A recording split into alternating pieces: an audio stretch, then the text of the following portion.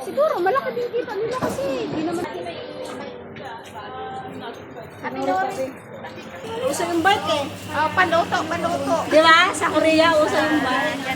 Yan o, pag bumili ka ng ano, lalaki. Paluto. Lobster. Lobster yan. Yan, mahal to. Alimango ba o lobster? Ito, oh. Lobster. Lobster yan. Ay, hindi yan lobster. Ayun.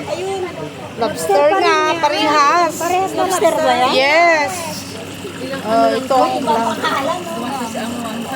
Mahal talaga yung mga. Pero ano yung lobster, lahat yan. Dito pag bumili ka, ipapaluto mo. Yes. Ay, huwag kayong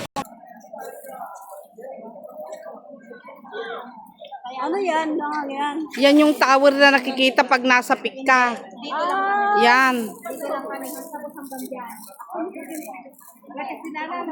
na mag-picture. Sa gabi.